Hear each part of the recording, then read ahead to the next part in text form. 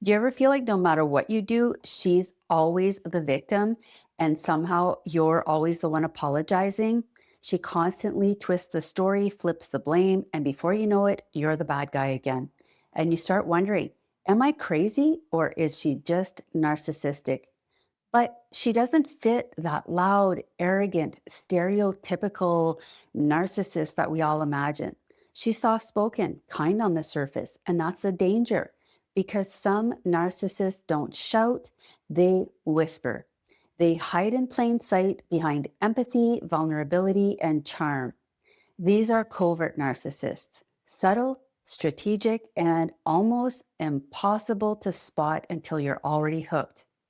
I'm Lise Leblanc, therapist, author, and life coach, and I work with men who are recovering from these exact types of relationships.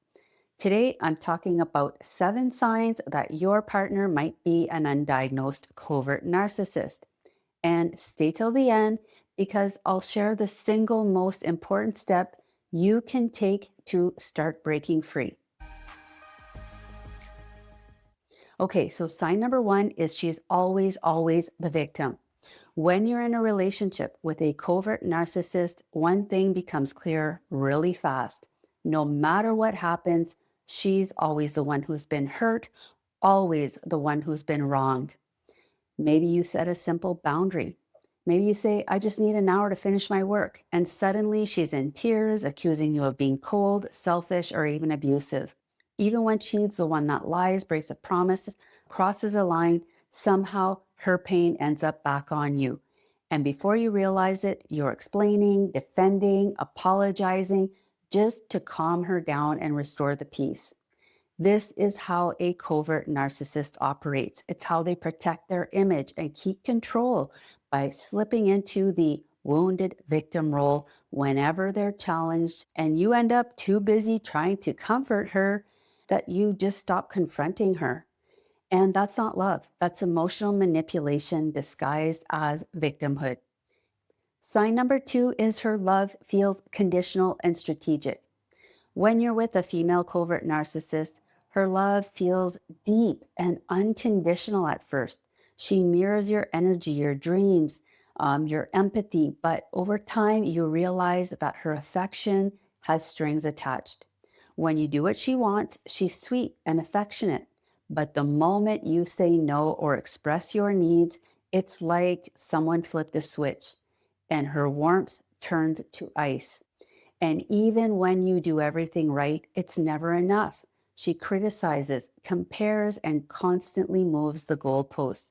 You can give her exactly what she wants, and still she's complaining. It's like chasing approval on a moving treadmill. The faster you run, the further the finish line moves. So you end up chasing that early version of her, doing more, apologizing more, giving more, hoping you'll earn her love and approval back.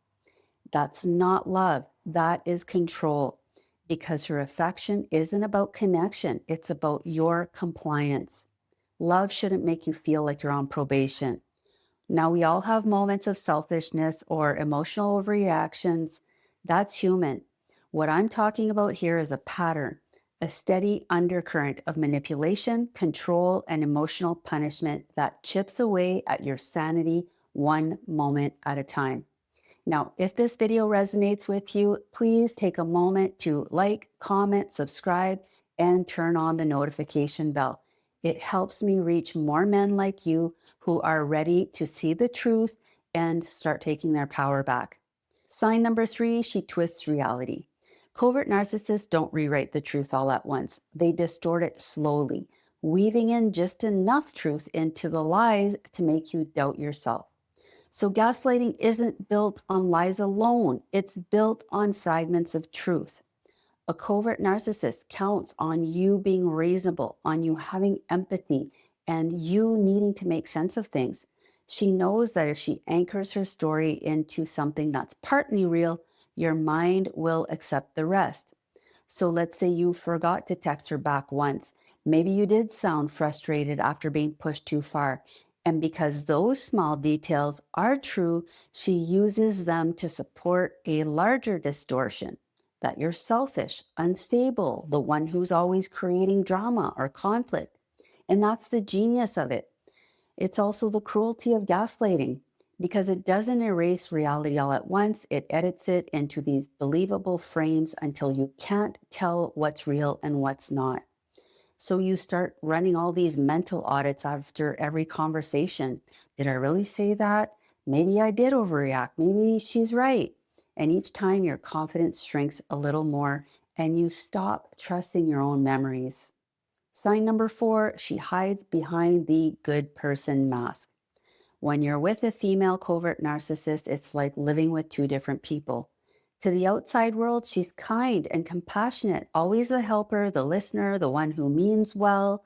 But behind closed doors, that kindness disappears. She keeps her image spotless while quietly tearing you down through sarcasm, comparisons, and subtle judgments. And if you try to tell someone what she's really like, they probably won't believe you because she's already got everyone convinced that she's such a good person and you're the problem. Sign number 5 is passive aggressive control. Covert narcissists rarely explode in anger. Yes, sometimes they rage, but usually they punish you quietly through passive aggressive behavior, which is their way of expressing hostility, control, or superiority without open conflict.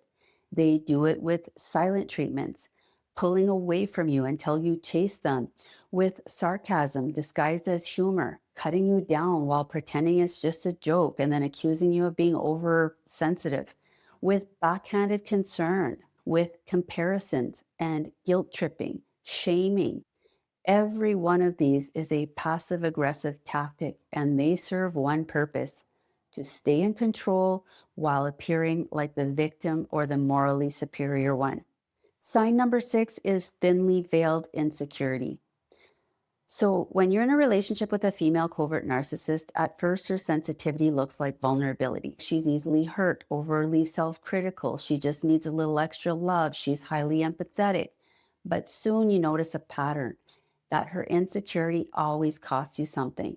Let's say you take too long to reply to a text and she spirals. Well, you don't care about me. I don't mean anything to you. And at first, you comfort her, you reassure her, you try to calm her down because you care. But after a while, you realize her hurt is strategic. Each emotional meltdown teaches you a lesson. Don't upset her, don't question her, don't ask to have your own needs met. And her fragility becomes a leash. And you learn that your peace depends on keeping her calm. If you have to shrink yourself to keep the relationship steady, you're not being loved, you're being contained. Sign number 7 is you're losing your sense of self. When you've been with a female covert narcissist long enough, something painful happens. You lose sight of who you are. You stop recognizing the man looking back at you in the mirror. So, where you used to feel grounded and steady, now you feel anxious, guilty, and constantly on edge. You replay conversations in your head, searching for what you said wrong. You walk into rooms scanning for her mood before you even know how you're feeling. You start editing your thoughts, your words, even your personality, just to try to keep the peace and try to keep her happy. And that's what happens when your sense of self has been slowly eroded by emotional manipulation. Each time you bend to avoid conflict, you drift a little further from who you are. And here's the hard truth: you can't change a covert narcissist, diagnosed or not, but you can change how much of your own peace of mind, your own time, your own energy that you give away. And as I promised at the beginning, the single most important thing you can do if you recognize these patterns in your relationship is to start trusting your own instincts, perceptions, memories, and your own reality again. So start grounding yourself in reality again. Write down the facts when conflicts happen.